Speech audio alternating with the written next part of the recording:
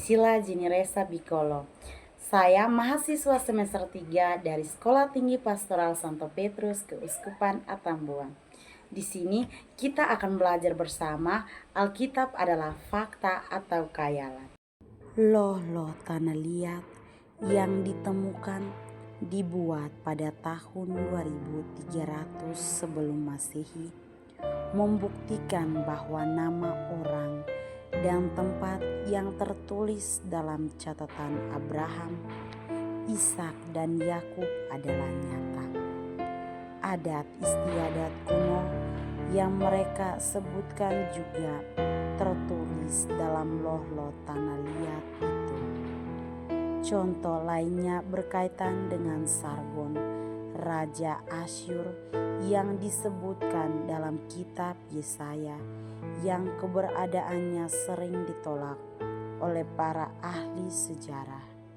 Pada tahun Tarta Panglima yang dikirim oleh Sargon, Raja Asyur tiba di Asdod lalu memerangi dan merebutnya.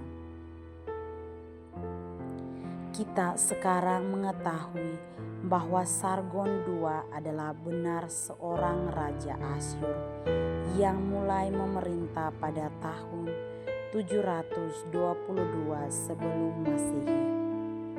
Istana Sargon di Korsabada, Irak telah ditemukan oleh Paul Imela Botha pada tahun 1843. Penggalian lebih lanjut 90 tahun kemudian menemukan bahwa kejadian yang tertulis dalam kitab Yesaya, takluknya Asdod, tercatat pada tembok-tembok kota Elbab.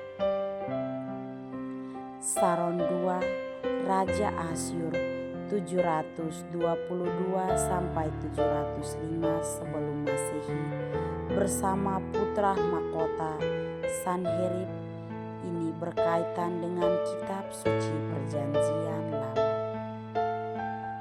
Bukti ketiga ditemukan di arsip Museum Inggris pada musim panas tahun 2007 saat seorang profesor tamu ahli sejarah Asyur, Mikhail Jursa, sedang meneliti koleksi museum yang berjumlah 130 loh kerajaan Asyur. Dia membaca sebuah nama yang cukup familiar, namun sahurus ukin pada sebuah loh berusia 2500 tahun. Nama tadi disebutkan sebagai kasing utama dari Raja Nebukadnezar II, Raja Babel. Ada gambar yang menyimpulkan nama Nabu Samusu dan ukin yang lemayat adalah landa terima pembayaran sebesar 0,70 kg emas ke sebuah kuil di Babel.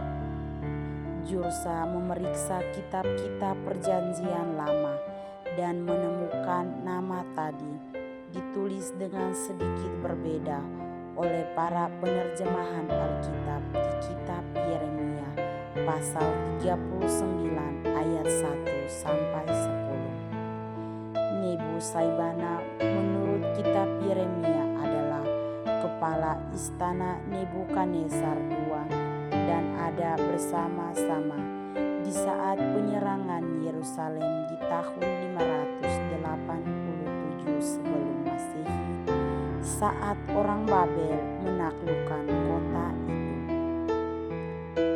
Or Ephraim Finkel dari Museum Inggris mengesahkan kemiripan itu. Ini adalah penemuan luar biasa, temuan yang amat sangat penting. Bahkan hal kecil dalam Perjanjian Lama pun terbukti benar dan akurat. Bagaimana dengan Yesus? Berlusin-lusin naskah kuno kaum non-Alkitabiah memastikan bahwa Yesus adalah seorang tokoh sejarah yang sungguh-sungguh hidup di Palestina di awal abad pertama. Ensiklopedia Britania menuliskan, catatan-catatan dari sumber yang berbeda membuktikan bahwa di zaman dulu bahkan penentang ajaran Kristen pun tidak pernah menyaksikan menolak keberadaan Yesus, yang malah diperdebatkan untuk pertama kalinya tanpa dasar sebab yang jelas oleh penulis-penulis abad 19 dan awal abad 20. Pada tahun 1980, vol 10 halaman 145. Buktinya, ahli sejarah kerajaan Roma Cornelius Tacitus menyebutkan Kristus dalam catatannya yang diterbitkan sekitar tahun 115 sebelum Masehi. Nero menggeraskan aturan dan menjatuhkan hukuman yang sangat keras pada anggota kelompok yang dibenci masyarakat karena penyimpanan mereka yang disebut orang Kristen. Kristus yang menjadi sumber pemberian nama ini. Bukti lainnya berasal dari Luciana dari Samosostam, seorang pembuat drama Yunani yang hidup di abad kedua. Dia sangat membenci kekristenan, tetapi tulisan-tulisannya mensaksikan perkembangan kekristenan pada waktu itu.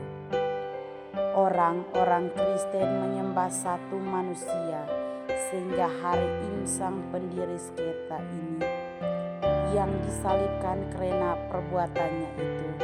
Tahukah engkau, orang-orang saleh ajaran ini percaya bahwa mereka memiliki hidup abadi, sehingga mereka tidak takut pada kematian dan membangkitkan dirinya.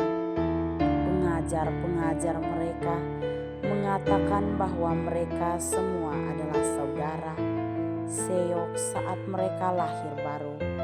Doan menolak Desva Dewa Tutoni dan malah menyembah orang yang disalib dan hidup berdasarkan hukuman-hukuman yang semuanya hanya karena iman.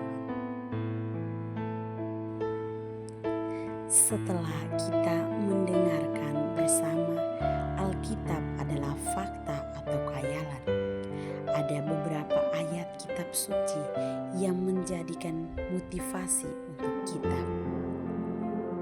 Pada saat kita mengatakan tidak tahu lagi harus kemana, Allah bersabda, "Aku menunjukkan kepadamu jalan yang harus kau tempuh." Ketika kita mengatakan tidak mungkin, Allah bersabda, apa yang tidak mungkin bagi manusia mungkin bagi Allah. Ketika kita mengatakan tidak pantas, Allah bersabda, "Aku mengampuni semua dosamu." Ketika kita mengatakan takut, Allah berkata, "Jangan takut, sebab aku menyertai engkau." Ketika kita merasa lelah, Allah bersabda, "Marilah kepadaku semua yang letih, lesu, dan berbeban berat. Aku akan memberikan kelegaan kepadamu." Sekian dan terima kasih. Semoga bermanfaat.